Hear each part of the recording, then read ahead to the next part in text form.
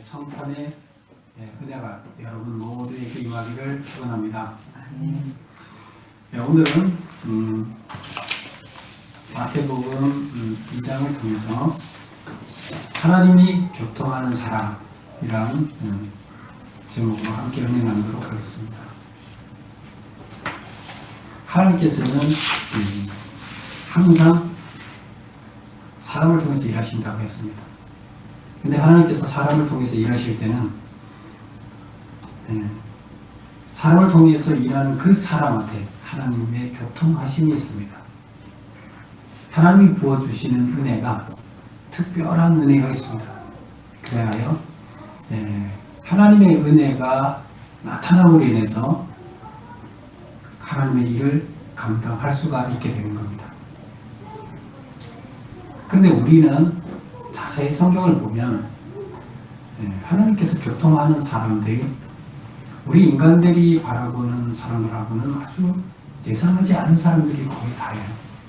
우리 인간들이 하나님이 저분하고 교통할 것 같아, 이런 사람들은 하나님 교통 안 하세요. 보면 이상하죠? 우리의 시각과 하나님의 시각이 그만큼 틀리다는 거예요. 그만큼 우리가 하나님의 생각을 읽지 못하고 있다는 거죠.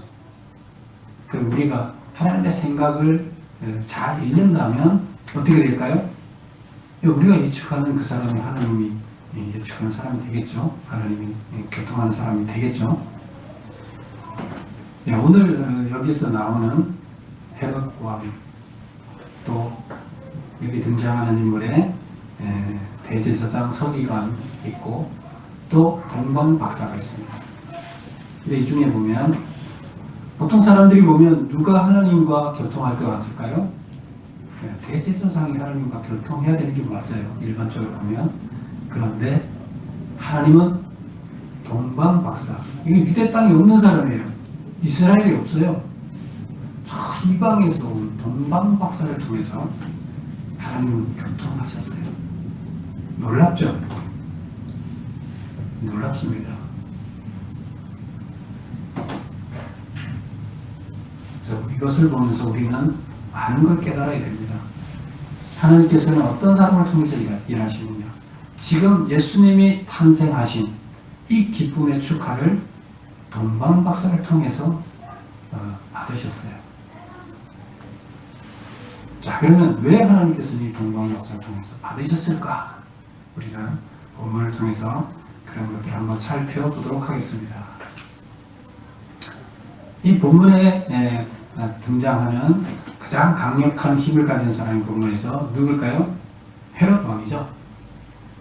그러면 이 헤롯이 이제 유대의 왕이었는데 헤롯은 도대체 그때 어떤 사람이었을까? 우리가 왜 영향력이 있는 사람입니까? 그 시대에 잠깐 살펴보겠습니다. 제가 메모한 걸 보면 헤롯은 어디 사람이냐? 이때는 지금 로마가 통치하던 시대죠. 그래서 로마가 통치를 하고 있는 시대라 로마에서 통치권자를 임명하게 됩니다. 근데 대부분 어떻게 하냐면 자치를 인정을 해요. 그럼 유대인 자치를 인정하고 유대인이 뽑은 왕으로 세워요. 그리고 유대인이 이제 로마 황제의 명령을 잘 따르는 사람을 세우겠죠. 그런데 지금 이 헤롯 왕은 유대인이 아니에요. 누구예요? 어디 사람이에요? 에돔 사람이에요. 에돔은 에돔 족속은 누구 후손이죠? 에서의 후손이에요. 에서. 근데 야곱과 에서가 있었잖아요. 그래서 야곱이 하나님의 이스라엘을 만든 선조고 형 에서는 아니었죠. 그런데 그 에서의 후손이 이제 에돔족인데 그 에돔족 사람이에요. 근데 로마 황제한테 아부를 잘해갖고 주님이 오시기 47년 전에 유대 총독으로 임명이 됐어요. 유대 총독은 누구예요? 왕이 아니라 로마에서 파송하는 사람이에요. 왕은 자체적으로 따로 있는 거고 로마에서 파송하는 관리자예요. 이거 뭐 하는 거예요? 유대 왕이 유대 자치를 허용했는데 로마에서 유대 왕이 유대를 자체적으로 통치할 때 제대로 하는지를 감독하는 사람이에요. 그래서 그 총독으로 임명이 돼 있었는데 주전 40년에 분봉왕으로 임명되어 주 4년까지 권좌에 있었다. 그래서 분봉왕이라는 것은 로마를 이렇게 권역을 나눠서 로마 황제가 다 통치를 못하니까 이렇게 지역을 떼줬어요. 그래서 황제가 관리 안 하고 분봉왕이 관리하기, 그거 총독하다가 이제 분봉왕으로 올라간 거죠. 근데 그러면서 실제적인 유대의 통치자가 된 거예요. 이쪽 지역의 왕이 됐기 때문에. 그래서 유대의 실제적인 통치자 역할을 하고 있어요, 헤롯이. 그래서 유대의 왕 헤롯이 된 거예요. 유대만 다스리는 게 아니라 다른 몇 개 나라도 같이 다스리는 거죠. 그래서 그런 상태에 있는 왕이에요. 근데 이때 이 사람은 어땠나 하면, 지금 그것도 보면 알 수 있죠. 아부에서 권력의 자리에 올렸던 걸 봐도 보통 사람이 우리가 생각하는 하나님과 가까운 사람은 아니겠죠. 헤롯은 자기의 왕자를 지키려고 자기 아내와 장모를 죽이고 또 아들도 죽였고 근친상간을 저지른 폭군이었다. 이게 이제 헤롯이 어떤 사람인가를 잘 설명해주는 얘기입니다. 그리고 또 어떤 이야기가 있냐면, 헤롯이 자기가 죽을 때를 대비해서 유언을 해놓은 게 있어요. 뭐냐? 자기가 죽을 때 하도 나쁜 짓을 많이 해서 울어줄 사람이 아무도 없을 것 같아요. 지금 보세요. 가족 중에 누가 울어줄까요? 이렇게 했는데 그 보니까 아무도 자기를 위해서 울어줄 것 같지 않은데 죽을 때 너무 슬플 것 같잖아요. 그래서 울어주는 것을 찾기 위해서 어떻게 했느냐? 지금 유대 땅에서 가장 훌륭한 사람을 하나 선정을 해서 내가 죽으려고 그러면 그때 그 사람을 감옥에 가둬놔라. 그랬다가 내가 죽는 순간에 그 사람을 죽여라. 그러면 유대에 있는 사람들이 많은 사람들이 울 것이다. 그래서 자기 죽을 때 그 눈물을 이렇게 가장을, 위장을 하게 하는 이런 것까지 유언한 사람이에요. 이것만 봐도 자기 스스로가 얼마나 악하게 아프다는 걸 스스로가 인정하는 거죠. 자, 그런 때 예수님이 오신 때는 언제냐? 헤롯 왕 때. 2장 1절에 헤롯 왕 때 예수께서 유다 베들레헴에서 나시매. 헤롯 왕 때 나셨어요. 아주 악독한 왕이 통치를 하고 있을 때 예수님이 오셨어요. 예수님이 오신 시대는 어떤 시대냐? 어두운 시대예요. 그리고 하나님께서 일하시는 사람들, 선지자를 통해서 일하실 때 그 선지자를 보낼 때 그때 그 시대는 어떤 시대예요? 네, 시대가 똑바로 가지 않고 어두운 시대예요. 바로 가면 선지자를 잘 안 보내요.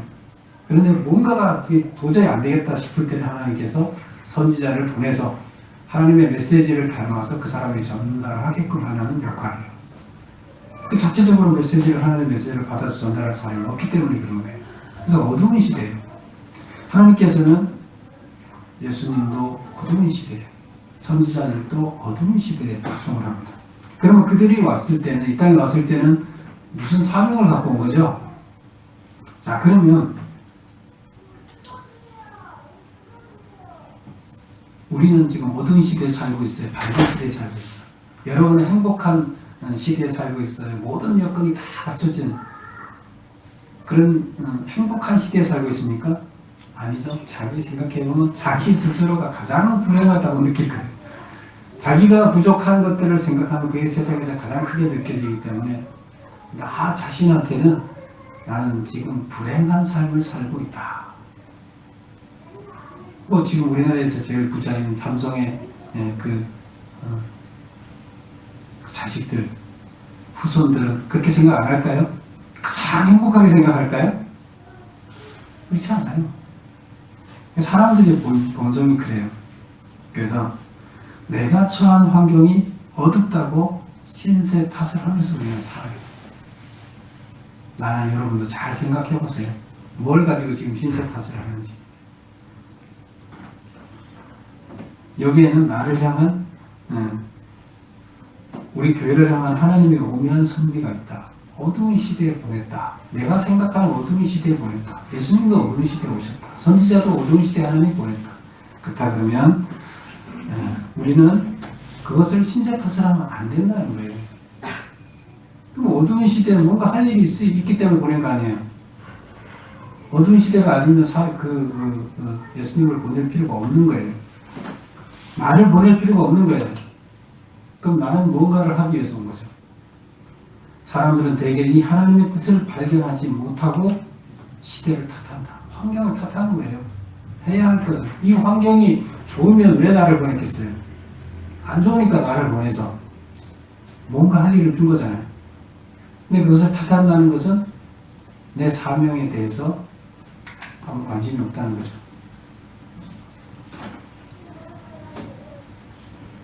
예수님은 어두운 시대에 뭔가를 하러 오셨어요. 죽을 수밖에 없는 우리를 구원하기 위해서 희생하러 오셨어요. 우리도 지금 이 땅에 존재하는 이유는 예수님이 이 땅에 오신 것과 같아요. 예수님이 이 땅에서 행하신 것을 본받아서 살아야 돼요. 이 땅이 완전한 목표가 아니에요. 동방 박사가 예루살렘으로 찾아왔는데 찾아온 이유가 뭐냐?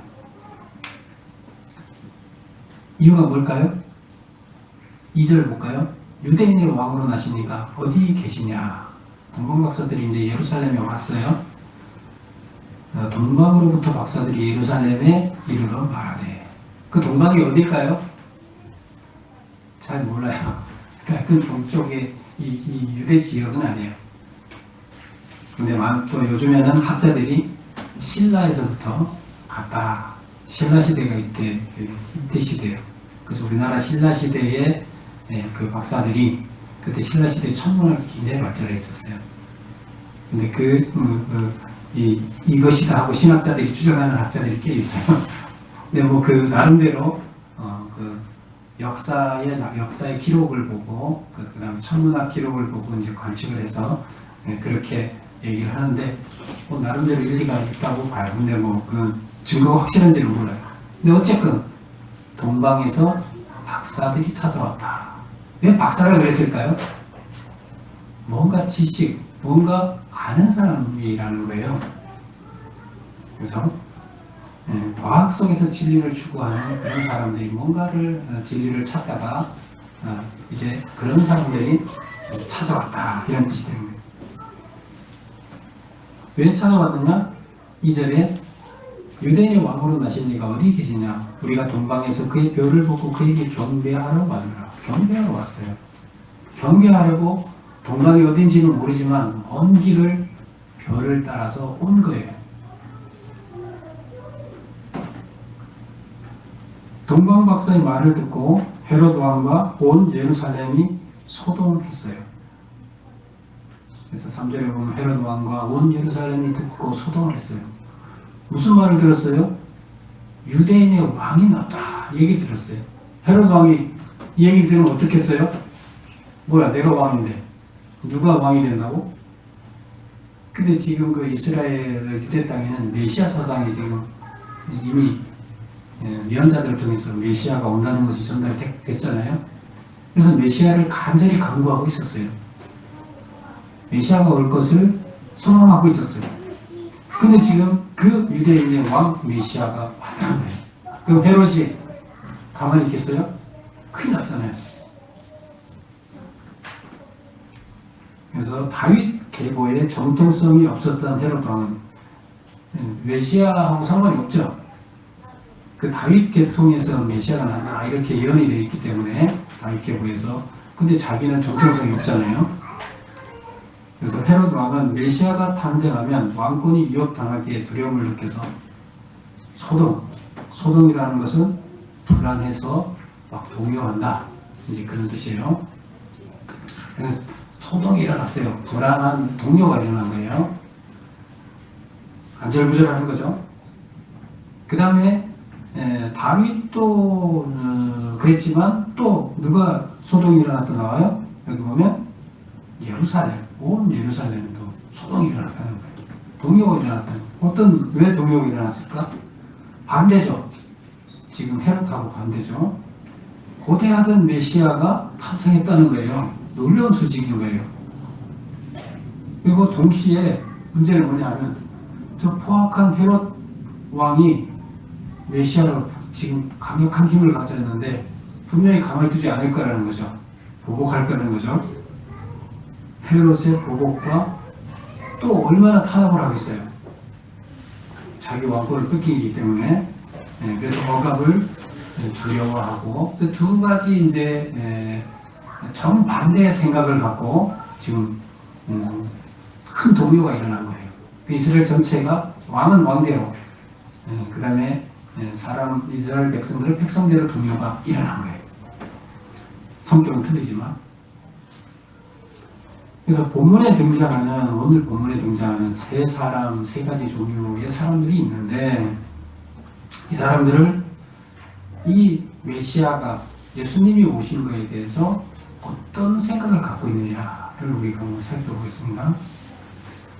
헤롯 왕은 겉으로는 환영하나 속으로는 저주하는 거죠. 예수님이 온 것에 대해서 이거 오면 안 되는 거죠. 그래서 지금 어떻게 합니까? 동방 박사한테 그러죠. 너희들 언제부터 별이 나타난 거 봤냐? 그러면 이제 탄생이 몇 개월 됐는지, 이 사람들이 짧은 거리가 아니라는 거 아는 거죠. 벌써 이렇게 물어보는 거 보면 몇 달 전에 별을 봤느냐 물어보는 거예요. 그리고 가서 그 새로 탄생한 예수님을 만나면, 메시아를 만나면 나한테 말이죠. 내가 가서 경배하겠다. 사실은 뭐 경배하겠다는 게 아니죠. 죽이기 위해서 지금 이렇게 트릭을 쓰는 거죠. 그래서 헤롯 왕은 태어난 것에 대해서 저주를 하고 있습니다. 그 다음에 이제 대제사장 서기관들한테 헤롯 왕이 물어보는 거죠. 4절에 보면 왕이 모든 대제사장과 백성의 서기관들을 모아 그리스도가 어디 계시냐며 물으니 이르되 유대 베들레헴이오니 이는 선지자로 이렇게 기록된 바 또 유대 땅 베들레헴아 너는 유대 고을 중에서 아직 가장 작지 아니하노다. 내게서 한 다스리는 자가 나와서 내 백성 이스라엘의 목자가 되리라. 그래서 예언을 했는데 베들레헴에서 다윗 그 후손 베들레헴이 태어난다. 베들레헴에서 태어난다. 이렇게 예언했다는 거예요. 뭐 성경에 있으니까 대제사장이나 서기관들은 성경을 가르치니까 알겠죠. 그래서 이렇게 얘기를 해줍니다. 근데 여기 보면 베들레헴이 작지 않다, 작지 아니하다. 실제는 어떻다는 거예요? 작다는 거예요? 안 작다는 거예요? 네, 실제는 작다. 그러나 위대한 분이 태어나기 때문에 작은 도시가 아니다. 이렇게 얘기하는 거예요. 그렇죠? 그래서 베들레헴은 보잘것없는 동네예요. 아주 보잘것없는 동네예요. 대도시가 아니에요. 사람들이 거기에서 어떻게 메시아가 탄생할 수 있느냐 생각하는 건 아주 보잘것없는 동네라는 거예요. 그런데 위대한 분이 태어나기 때문에 큰 도시다, 작지 않다, 이렇게 얘기하는 겁니다. 예수님은 가장 낮은 곳에, 가장 천한 곳에, 그런데 오세요. 가장 작은 도시에 그렇게 오신 거예요. 자, 그 다음에 보겠습니다. 그래서 대제사장과 서기관은 메시아에 대해서 지식은 많으나 근데 뭐 관심도 없고 감동도 없어요. 그 소식을 들었는데 어떤 아무 액션이 없어요. 근데 만약에 대제사장이라 그러면 그런 메시아가 나타났다는 소식을 들으면 누구 일이에요 이게? 하나님의 일이니까 대제사장 자기들이 지금 긴급하게 나서서 지금 알아봐야 되고, 만약에 헤롯이 메시아를 죽이려고 하면 그것을 막아야 될 책임도 있고 여러 가지 이제 감당해야 될 일이 있는데 아무것도 안 해요. 이제 그런 걸 보면 오직 자기들의 자리, 기득권을 지키는 것이 더 중요할 뿐이다. 그들은 자기가 지금 대제사장으로 있고 지금 기득권을 누리고 있기 때문에 그게 그 이상 지금 아무것도 안 하고 있어요. 그 다음에 이제 동방 박사는 경배하기 위해서 예물을 준비해서 생명의 위협을 무릅쓰고 지금 자기가 메시아가 나타났다는 것을 얘기하면 죽을 수도 있어요. 경배하러 오면 누군가에 의해서 죽임을 당할 수도 있어요. 내가 무릅쓰고 먼 길을 달려왔다. 오로지 경배하기 위해서 달려왔다. 그래서 여기서 보면 새로 탄생하는 메시아 예수님에 대해서 이들이 어떻게 보고 있느냐? 하나님은 누구와 대화를 해야 되겠어요?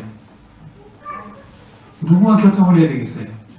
이것만 보더라도 우리는 하나님께서 왜 동방박사와 교통을 할 수밖에 없었는지 우리는 알 수가 있습니다. 동방박사는 예수님께 어떻게 경배하였는가? 11절을 한번 볼까요? 집에 들어가 아기와 그의 어머니 마리아가 함께 있는 것을 보고 엎드려 아기께 경배하고, 납작 엎드려서 경배하겠다는 최대한 겸손한 자세로, 가장 높으신 분을 대하는 자세로, 그 다음에 오병을 열어 황금 유황 몰약 예물을 드렸다. 예물이라는 것은 지금 그 희생 제사를 드릴 때 우리는 제물이나 예물이나 마찬가지죠. 여기서 예물을 드려서 그들이 가장 귀하게 생각하고 있는 것을 가지고 축하해주는 의미로 드리는 거죠. 그래서 얼마나 예배를 하나님에 대한 마음이 어땠는지를 볼 수가 있습니다. 그 먼 길을 오면서 준비해 왔다. 근데 그 준비해 오는 지금 이것은 의미가 있는 거죠.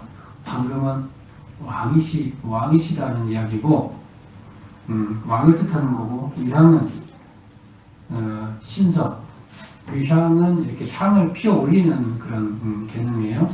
그래서 그 신석, 몰약은 부패를 방지하는 그런 건데, 그래서 우리 인간이 죄로 부패되는 것을 막고 구원하는, 그 죄로부터 죄의 문제를 해결해서 우리 인간의 부패를 막아서 소생하게 한다. 그래서 이런 예물을 드린 거예요. 그래서 당신은 이런 분이시다. 이제 그 의미가 들어있는 거죠. 그래서 동방박사는 이렇게 아주 낮은 자세로 최고의 높은 분을 대하는 자세로 엎드려서 자기네들이 갖고 있는 가장 좋은 의미가 있는 가장 좋은 선물로서 하나님께 드렸습니다. 하나님은 어떤 사람과 교통하고 계시는가? 하나님께 경배하는 것을 막으로 알고 목숨을 걸고 달려오는 동방박사들과 같은 사람들과 교통하신다. 지금 교통한 내용을 보면 하나님은 별을 통해 예수님이 나신 곳까지 인도하셨죠. 그 다음에 꿈을 통해 헤롯에게 돌아가지 말라고 지시합니다. 12절 볼까요? 그들은 꿈에 헤롯에게로 돌아가지 말라 지시하심을 받아 다른 길로 고국에 돌아가니라. 그래서 헤롯에게 돌아가지 말고, 알려주지 말고 그냥 고국으로 돌아가라고 지시를 받습니다. 이런 걸 보면 하나님께서는 지금 누구를 통해서 예수님이 이 땅에 온 것에 대한 축하를 받으시느냐? 동방박사, 아주 먼 곳에 있는 동방박사를 불러서 받습니다. 여러분들은 어떤 사람에 속합니까? 동방박사에 속합니까? 대제사장 서기관에 속합니까? 헤롯에 속합니까? 아니면 그냥 여기에 등장하지 않는 일반 백성들에 속합니까? 우리가 선택을 받고 하나님 앞에 나왔다는 것은 우리는 하나님의 부르심을 받은 자들입니다.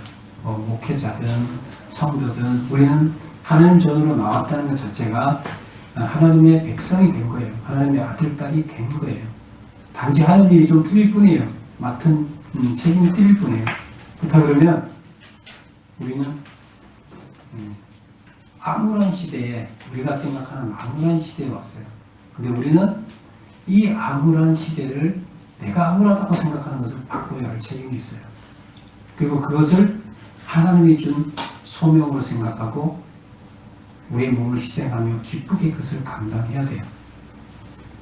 예수님께서는 바로 우리들을 살리기 위해서 눈물로써 원하셔서 오신 거예요. 살리기 위해서, 자식 살리기 위해서 오신 거예요. 힘들고 고통스러운 거 알지만 근데 그걸 하지 않으면 견딜 수 없는 그런 마음으로 오신 거예요. 지금 우리 앞에 주어진 여건, 우리는 안 좋은 여건이라 할지라도 헤롯 왕 같은 존재들이 우리 앞에 버티고 있을지라도 그렇다고 우리가 죽어가는 우리의 소명을, 하나님 주신 소명을 벗어버리고 도망갈 수는 없는 겁니다. 우리는 하나님과 교통하는 자가 되어야 됩니다. 하나님께 경배하는 자, 진심으로 하나님을 소망하며 하나님께 나가는 자, 그런 자를 하나님께서는 통해서 교통하시고 하나님의 일을 온전히 행할 수 있도록 합니다. 우리가 하나님의 일을 온전히 하려면 하나님과 교통하는 자가 되어야 되겠습니다. 여러분들 다 그런 자가 되시고 하나님께서 이 땅에 낮은 자로 오셨듯이 여러분들도 낮은 자로 여러분 소명을 감당하는 예수님을 본받고 쫓아가는 여러분이 되시기를 축원합니다. 기도하겠습니다. 아버지 하나님 감사합니다. 이제 주님께서 우리들을 위해서 모든 것을 내어주시고 생명까지 내어주신 것을 감사드립니다. 이제 아버지 하나님, 우리도 또한 우리의 모든 생명을 다 바쳐서 하나님께서 이 땅에서 우리에게 준 소명을 감당해야 함을 깨닫게 하시고 그 소명을 힘들지만 기쁨으로 감당하는 우리가 될 수 있도록 역사하여 주시옵소서. 감사드리며 예수님 이름으로 기도드립니다. 아멘. 잠깐 기도하시기 바랍니다.